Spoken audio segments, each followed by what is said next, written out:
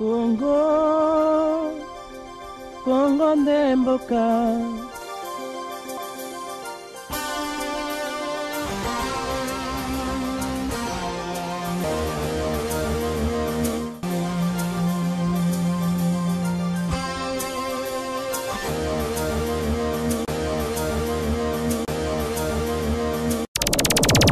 Télévision, la chaîne de la diaspora congolaise.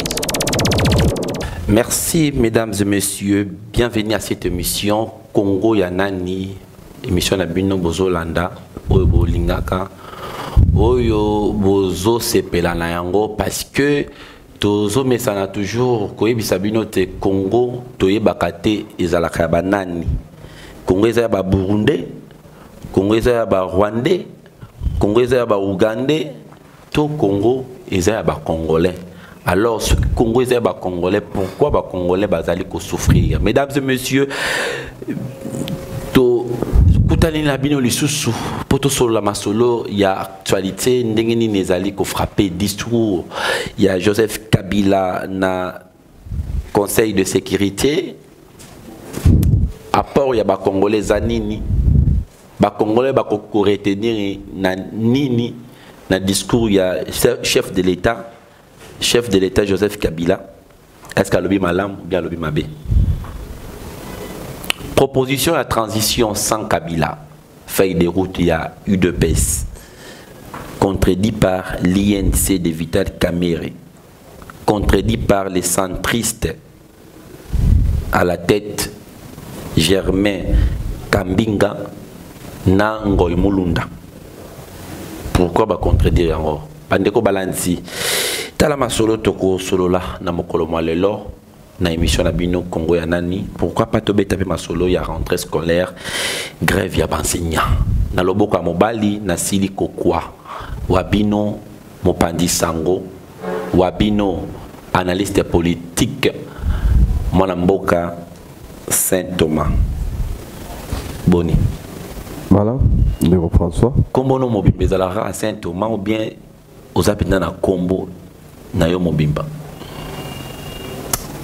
Ah, pourquoi les lots ne s'intéressaient pas si boé? S'intéressait parce que dans les Congolais, une dame de la diaspora qui m'a appelé, mais comment les Arabes Saint-Thomas ou bien qu'est-ce qu'il va faire avec les noms complets? Là, il faut répondre parce qu'à la émission Makas. En tout cas, moi je pense que tu es sur la plus Congo. Et ils ont battu Congolais, mais ils ont Congolais. Alors, à quoi servent les noms? Merci Saint-Thomas. Deloye Malamou, Maramnios Malamou, toujours question à Liboso. Feuille de route, il y a Union pour la démocratie et le progrès social, UDPS, a proposé transition sans Kabila. Est-ce qu'ils sont faisables? Bon, proposons d'abord la banane. C'est ce qu'il fallait savoir, premièrement. Et Bato Yoya a proposé, et Zana a mot à dire sur Kabila. Encore une fois, c'est ça la grande question. Et l'idée en soi est mauvaise. Mais ce qui est mauvais, c'est s'adresser à Nani. IDPS, depuis la nuit des temps, dans le bac qui a dernièrement dans l'émission, même si IDPS, c'est un parti politique, Moroboé. Oyolelo, il y a des salariés histoire, il y a RDC. Sur le plan de la démocratie. Alors, il s'est fait que l'IDPS est parfois incompris. Soit Nabatubazo Kambayango, soit Batubaza le membre na kat.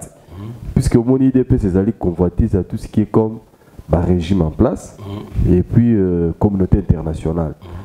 C'est parce que l'IDPS est parti Oyo. Une grande partie de la population est yo karangomingi kambia même bazaba membre été à travers leader oyazaki ko incarner parti wana. Alors il s'est fait que avec cette incarnation et cette confiance oyo population pesaki na IDPS et ça là siko que communauté internationale na ba régime et ba na ko se servir na IDPS wana et comme la je t'avais dit ça. Donc, proposition IDPS pour le moment, on a rejeté. Et plus tard, après, on a comme réalité. Et tant que comme en réalité ce n'est pas IDPS qui est la bénéficiaire, bato bazaki ba contre idangonde ba comme ba partisan ya likambwana. Maintes fois pour votre information, c'est depuis Mobutu. Je me souviens encore lorsque IDPS à l'époque, Sengaka Mobutu proposait conférence constitutionnelle. C'est ce que Mobutu voulait. Et IDPS est pour conférence nationale souveraine. Et à l'époque, force vive, nous sommes la nation.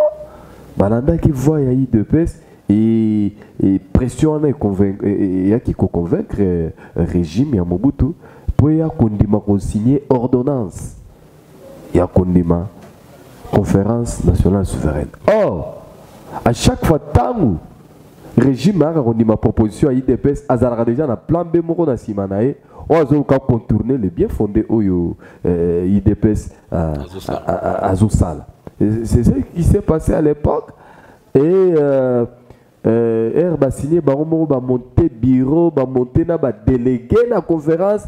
Et c'était toujours, la plupart, il y a obédience, il y a régime en place. Et au finish, IDPS à un moment donné, à qui qu'on exigeait, quand bien même, surtout ceux qui tokokota, bien que Torzanamuke, mais nous voulons quand même que ordonnance, et il y a des sous signés, pour que la conférence soit à la souveraine. Et ça qui sous la tractation, il y a un sakanaté, et au finish, conférence. Non, et c'est Kotaka dans une conférence nationale avec un bureau provisoire. Mais nous sommes en obédience. Il y a chef de l'État à l'époque, je peux citer même Kombo Obagi Banimater. Il y avait un vieux papa à la personne Yakalonge Mutamba. Il y avait une dame à la personne Yamwadi. Et il y avait monsieur aussi à la personne Yawazabanga. Voilà les gens à l'époque ont constitué les tout premiers bureaux de conférence. Mais dans l'initiative, il y a eu des qui conférences à la nationale et non constitutionnelles. Et tant que vous allez jusqu'au souverain, et ça, les populations, ce que moi, on voit tout ça. Et comme même une alternative, et puis une alternance, pardon, et puis non seulement alternance, c'est quoi, mais au moins Mobutu ne sera plus au pouvoir parce que avec les discours déjà il y a 24 avril, à l'obé à Saint-Louis congé un peu, d'où avec constitution en vigueur, ils ont stipulé que le chef de l'État en place, le président peut un peu au moment où il y a déjà eu congé, d'où cette façon de faire partir doucement, et ça dit qu'on y a à travers la conférence nationale souveraine, nous il fallait traiter tous les dossiers possibles. C'est là où à un moment donné, le laboratoire, il y a mouvance à l'époque avec Toyoto Nakanga, Komboana, côté de la diabolisation. Ils ont dit que non, conférence on les habite, alors il fallait passer directement par débauchage, et comme déjà IDPS à l'époque, ma force c'est qui va constituer union sacrée, il fallait qu'on déstabiliser IDPS tout simplement au débaucher. Car on va débaucher dans le rassemblement à l'époque, c'était Ngouz, Carlibond, il y a qui Malamoko. Non pour conférence, on se continue. Quand on a débauché, c'était la même chose à l'époque. Et Ngouz, quand il est venu, puisqu'il était membre de l'Union sacrée, il a pour ne pas faire partir Mobutu, ce sont des gens qui nous ont montré des spectacles à tout billets de banque. Et les gens lui ont fait confiance. Non, Ngouz a commis opposant, mais c'est après on a vu le même Ngouz devenir l'homme fort. Et il a fermé la conférence à Lobé, à Kanyango, avec force. Car on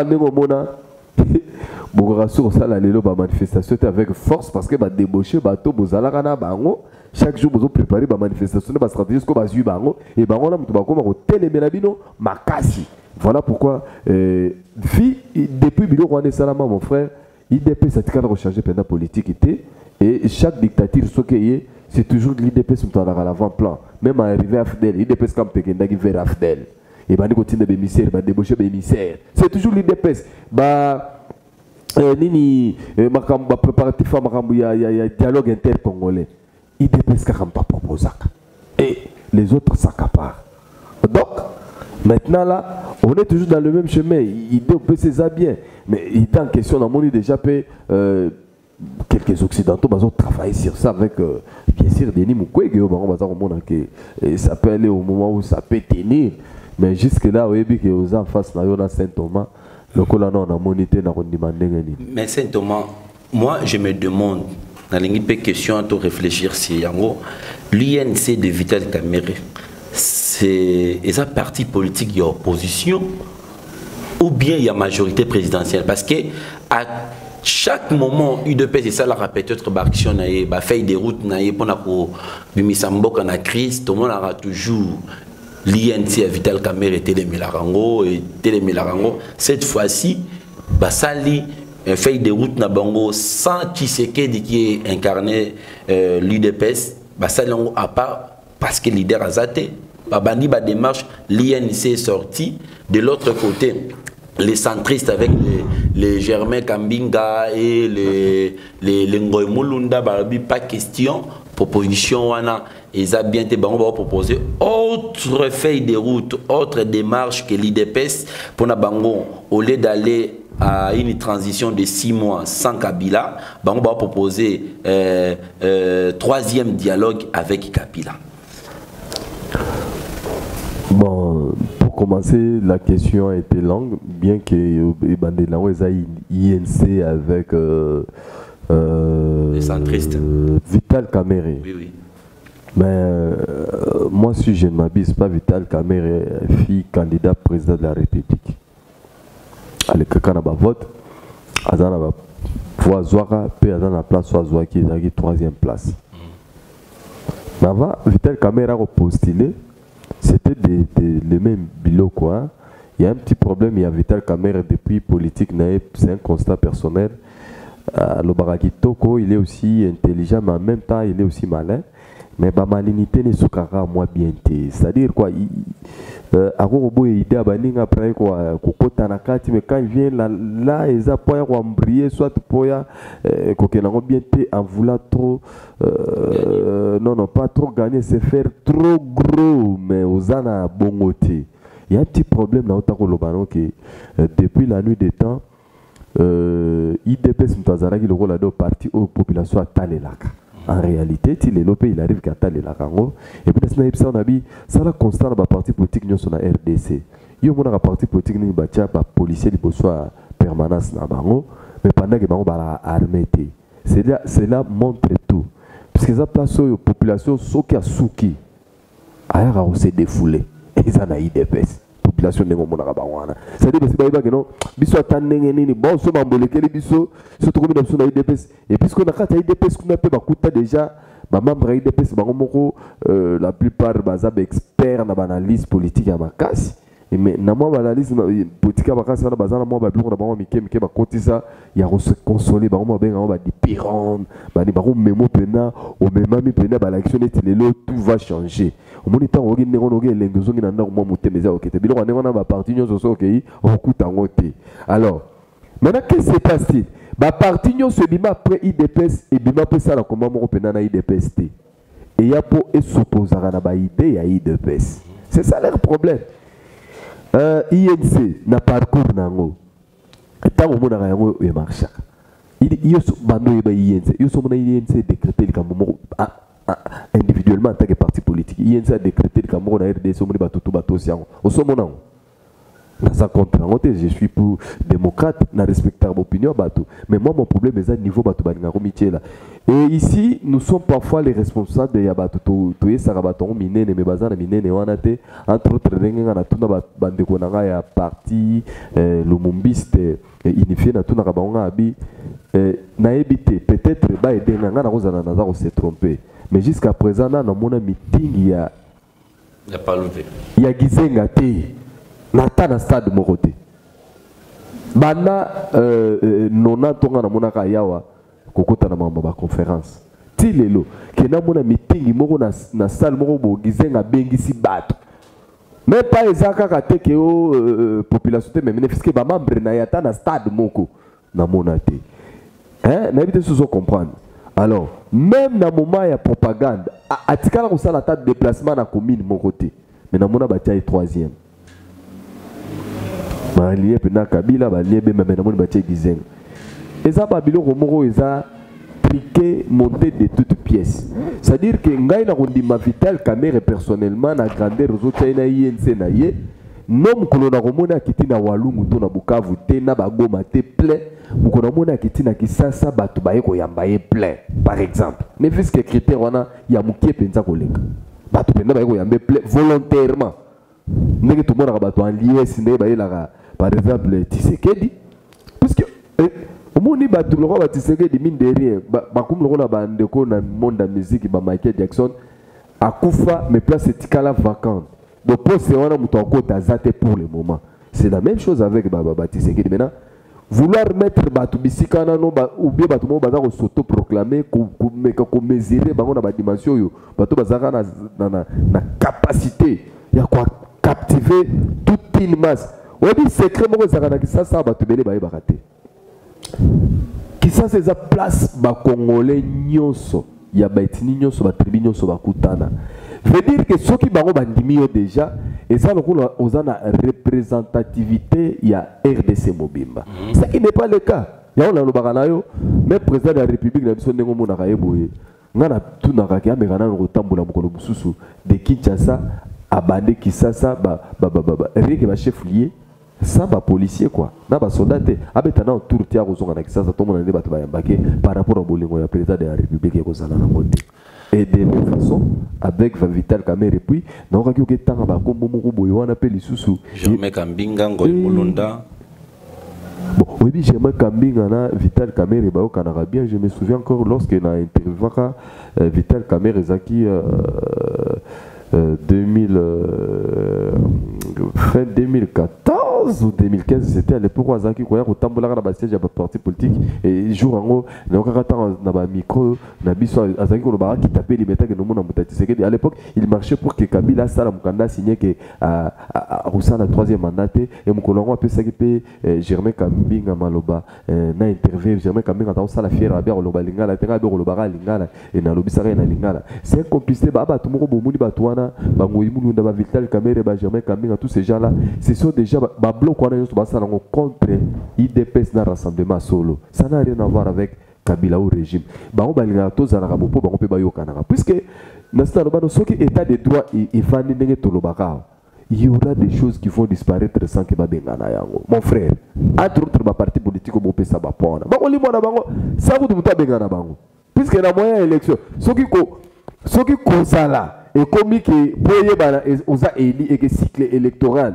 ils a très bien respecté non par rapport au total na kosarabiso na 2010 2011 quand on a préparé l'élection que non c'est que nous voulons dans notre pays il faut que chaque 5 ans élection tu vas la ça biso ngote tu vas ça biso ngote mais comme na Congo si baeba que ba congolais c'est une population ignorante oyo a commis sa ignorance raison et à tout moment ceux qui tombent dans bandima na bango kabiso voilà pourquoi bato bandima bango ndam bato ba ebite puis bazo ndima bango à partir biso moko pe bandeko ba journaliste to bandeko ya presse tout ça ko accompagner Lokuta parce que elle reçoit ça Lokuta mais non quand même ceux qui ngai na lobby dikamo Lokuta yo François quand même moko relayer quand même Lokuta wana te mon frère entre nous donc tokoki quand même biso moko là on fait quoi puisque notre mission était de former, d'informer.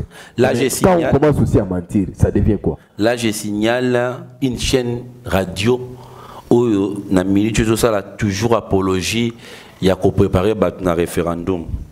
Binom Pesa, comme il y a une chaîne Nango Boyebe, je pense bien, déjà, et la chaîne Kingani. Mesdames et messieurs, Tozali Nakat, il y a plateau, il y a Teresa, Tozo, Solo Lama Solo, il y a Imboka.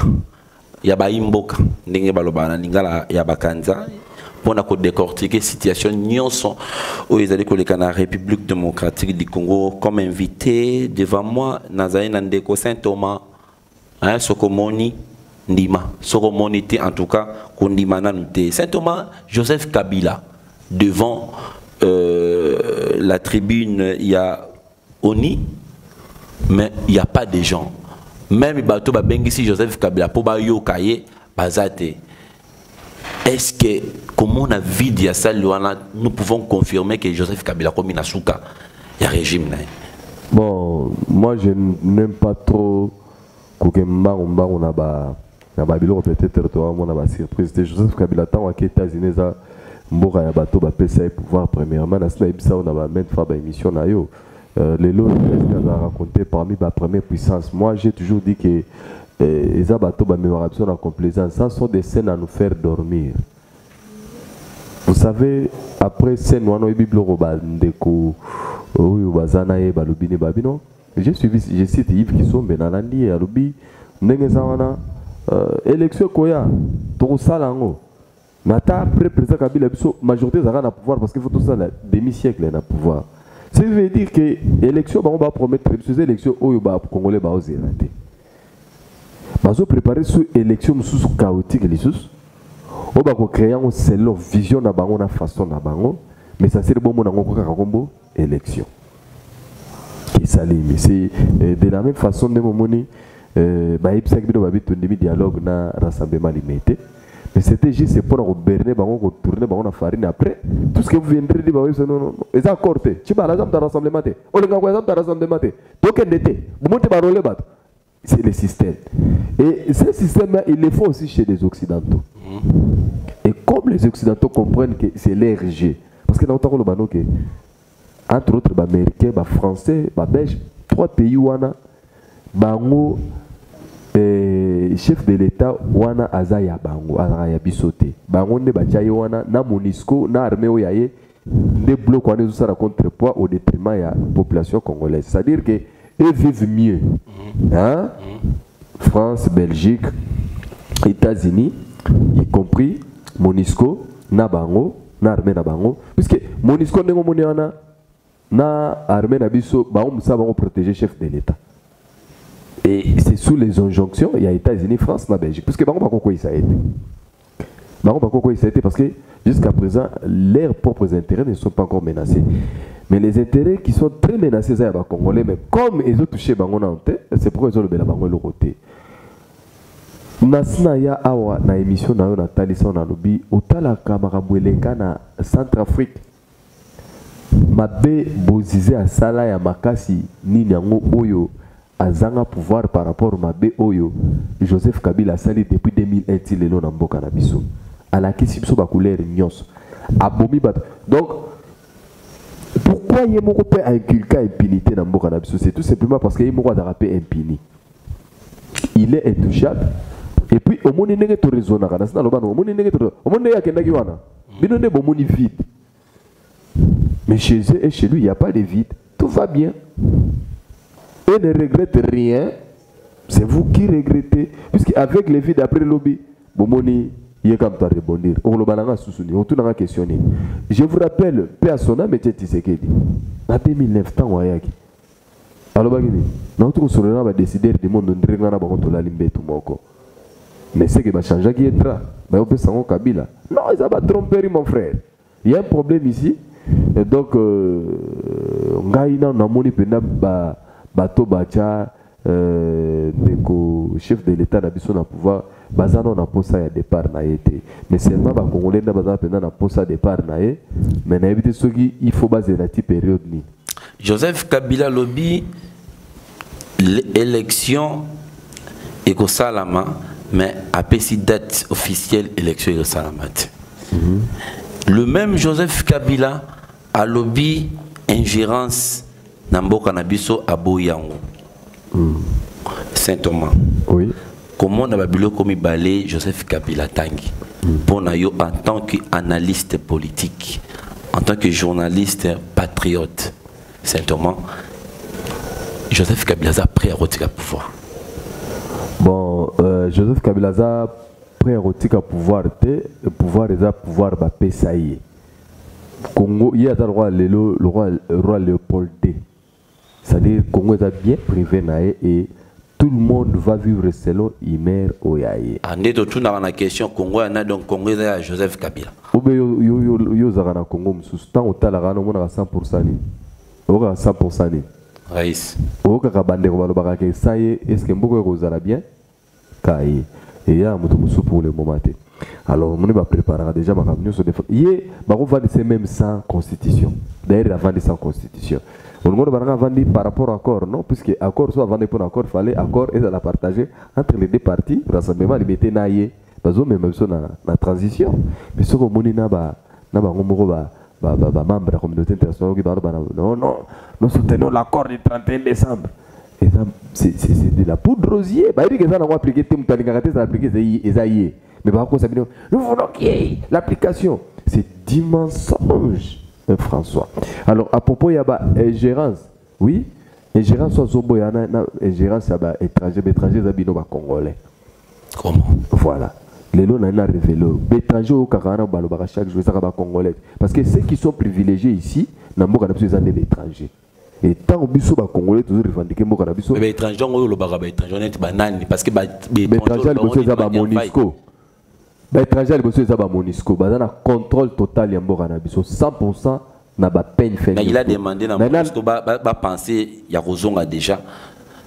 Il s'est contredit lui-même par rapport à nous. Il ne se contredit pas. C'est l'RG qu'ils ont mis en place pour nous faire la distraction. Au y a un problème dans le révélation du dossier. Je vais comprendre. Nous avons allusion la fois passée dans le lobby. François, c'était pour la première fois qu'il va créer brigade offensive, force nette. Vrai ou faux? Vrai. Il va créer un point d'intérêt pour protéger le pouvoir. Pensez que c'est pour protéger le peuple congolais, non? Juste pour protéger le régime. C'était la mission au Monisco est là. Monisco a zangana pour veiller tout régime qui participe à toutes ces élections, soit ma fausse élection et élection chaotique et frauduleuse. Qui est à la logistique? PNID, les Arabes congolais. Distribution, kit électoral, bellico et ça comme ça. Vous croyez qu'ils font ça pour rien? Ils ont quelque chose qu'ils sont en train de protéger. C'est-à-dire que Nengo Muniwana, Yena Kabila Bavandi Babaxira Narabamanda. Mais ça n'a pas semblant. On communique la Monisco critique les violations des droits de l'homme au Kassai, à Beni, papa. Et ce qui n'a pas de déclaration. Pratique exacte. Toi, tu crois que Makamo Bemba, par exemple, dans la Centrafrique, et les gens pourquoi ces pays sont mis par rapport à Batobazo diriger Bisso? Moi, je me souviens encore, j'ai vu un certain François Hollande dans la tribune des Nations Unies après Zikagi na permanence na bino. Alors que c'est l'État congolais qui est à la base parce que les autres n'ont pas des armes. Mais qu'est-ce qu'on a fait?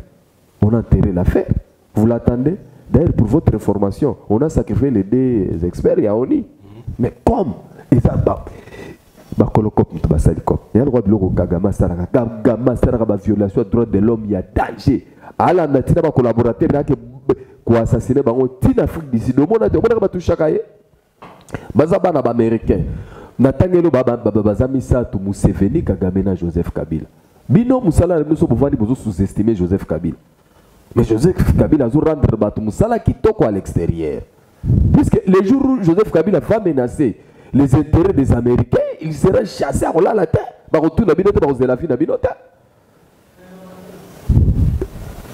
on se souvenir de François Hollande temps où il y a francophonie. On se souvenir de ce moment de François Hollande. On attend François Hollande a changé. On a François Hollande a changé. Et puis on a François Hollande a la Kabila tapis rouge. Et tout ça, on a raté. Ils vous ont défié en Afrique du Sud, dans New York. Charles Michel. Mais qui est Charles Michel? Oui, Charles Michel soit dans mon année. Le Michel. Alors, et qui est artisan, il y a pouvoir nous sauter en anglais. C'est qui? C'est pas lui Michel. Alors, on vous assure que lui Michel a roulé un pouvoir et a Kabila quoi. Il y a un coup ça Kabila temps on a démissionné ce bomoni aïe. Oh, lui Michel a quoi? Ça Kabila vérité, pendant Kabila fakaka bisaka. Kabila fakaka bisaka. Et après. Saint-Thomas, en tant qu'analyste politique, en tant que journaliste et patriote, n'avons pas naïo et telle situation nyos. Au décortiquer au lakisi batou, et si canine congolais azali et sikani nipe régime Kabila ezali.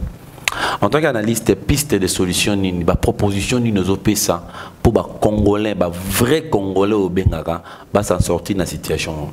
Mais dans ça appelle ça piste de solution na émission na yo, na ebi na le bas que il est difficile na bisonné to agir à chaque fois toza ko s'attaquer kaka na ba fait hors cause ezali.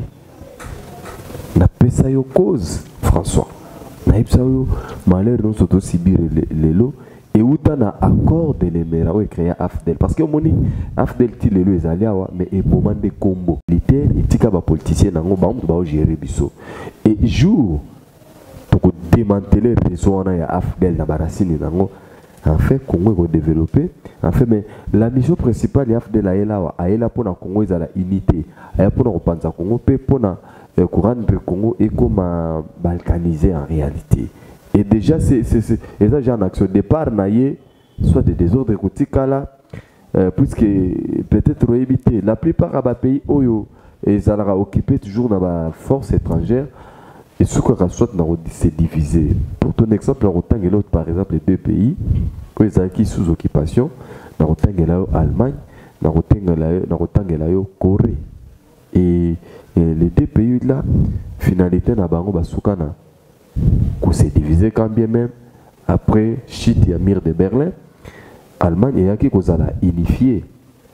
D'où biso lelo la ligne où vont les choses parce que qu'est-ce qu'on a fait de nous? On a d'abord voulu tuer la diplomatie, tuer l'armée, maintenant tuer l'élite. Ce qu'on a dit dans 20 ans to produire sur les marchés plusieurs diplômés, plusieurs licenciés. Et puis plusieurs gradués, mais qui n'ont pas de niveau, mais ils ont des titres. Et tout ça, maintenant, nous sommes devant un système où rendre un niveau d'inversion des valeurs. C'est comme ça que vous avez pété. Et en même temps, déjà, système de transplantation, il y a habitat. Dès que vous avez tout le monde, Keba. On a tout Muluba. Tout dans 10 ans, 20 ans. Ce sont des missions bien calculées, bien préparées. Ils ont vite senti qu'au Congo, nous avons des éminents professeurs, mais qui sont qui sont faciles à manipuler et qui sont, quand ils sont devant réalité, même Yamboka, à céder dans la bassesse et à un moment importante et à combiner la personnalité. Alors, avec cette année, on a fait la plupart des Congolais d'abord ignorants. C'est-à-dire, ignorance en est comme il y a une ignorance des raisons. Vous savez, c'est que vous savez comme une couleur, on est vert, Congolais, il y a des jaunes. Et l'objectif, c'est quoi? Côté Nyon se voit à sortir au Bandaroya. Il faut qu'on étouffe. On gérait l'âge des vieux Tshisekedi et on l'a tué comme il voulait parce qu'il levait depuis la nuit d'État prônait l'état des droits et les Occidentaux et ceux qui nous dirigent et la MONUSCO nous sommes l'état des droits et pour ce qui est l'état des droits et mais que les Congolais meurent en masse en morceaux de la façon tout c'est normal. Merci Bandeko Balandi, to komi presque na fin ya émission na bino mokolo lelo Congo ya nani. Bogi question to tuni Saint Thomas décortiqué pas pesi bino biyano que Congo yo ils est dirigé par ba étranger. Congo ils est ba étranger, ils est sous Congo ba congolais parce que Congo il fait ils à la Congo ba congolais mais comment en réalité ils en a kati ya mboka Congo est sur le Congo et comme il y a des étrangers. Merci Saint Thomas. Nandenge Ondimaki invitation nanga ya mokolo malelo na émission au Congo ya nani mais avant na kabala na pesio maloba suka maloba bokabwani. Oui maloba bokabwani merci ndenge yo moko au rectifier nanga ki na ebisa bandeko nanga ba congolais belé balandaka nga epai na yo que naza d'abord de cœur na bango et puis batala Kombote, batala bilambate, biazwa baïté. Oezo bima, nazaranga mupepe oyo. À un moment donné, il va disparaître. Namona na souté, c'est-à-dire, liwa et kokoya, mettant souffle de vie zali, les plus importants za otozo bimisa zali de façon que Congo ya lobby ezala Congo ya bato baza na conscience patriotique. Congo ya lobby ezala Congo ya intérêt omoni ba autorité ya mboka na biso na ba leader ba parti politique ebele même ya opposition mboka na biso bakenda na ba pays étranger ba mona ba pays wana baza pe na ba politiciens bazala na kuna.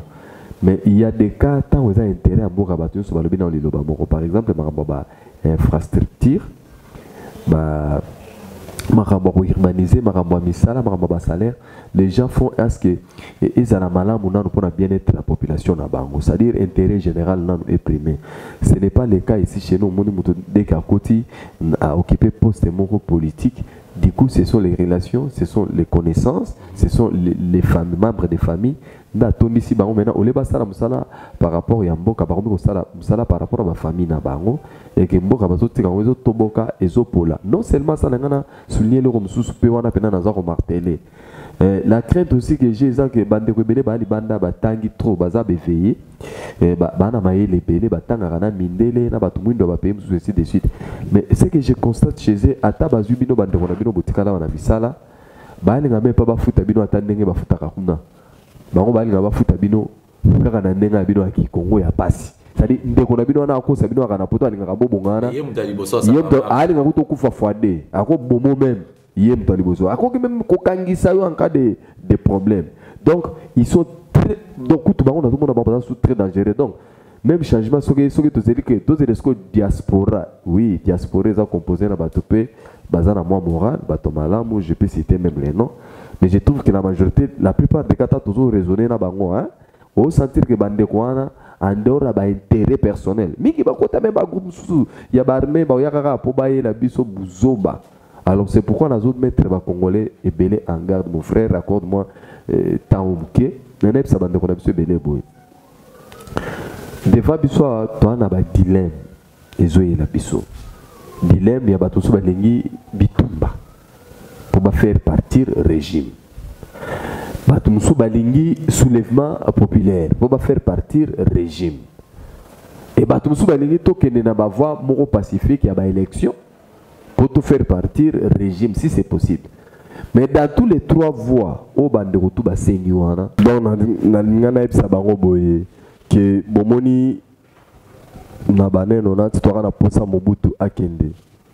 Et RF de la Salosé Gazoya, soit l'absence de l'EA, et pour monitor de l'EA, tu vengas qui en libération, et vous constatez que les lots à liberté, tu comme en otage, tu comme en occupation, tu comme en agneau, tu comme aussi bien. De la même façon, soit la ville pesa bien, soit soulèvement, soit massage, soit élection. Mais parmi les souhaits, tu peux pas banane et baoya penasima, puisque tu boy, tout changera.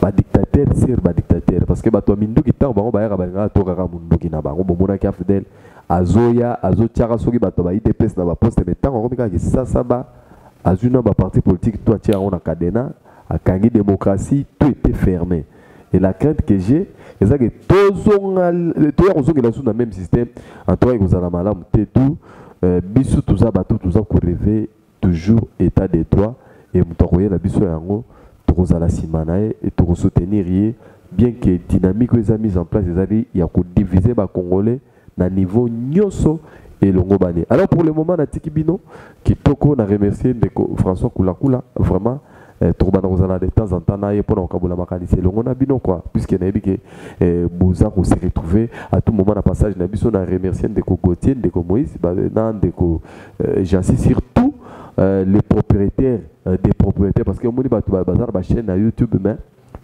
batu so ba betuti ba différence il y a félicitations encore une fois na Richard Rich Tapette pour la maintenance na organisation et puis na ba congolais nyoso ba sepelaka na Saint Thomas à travers yo na remercier bango davantage et puis na lobi na bango ba bossa na évangilité ce que monité kondimate le 1er janvier 2018 mutu ba na président de la République Yewana.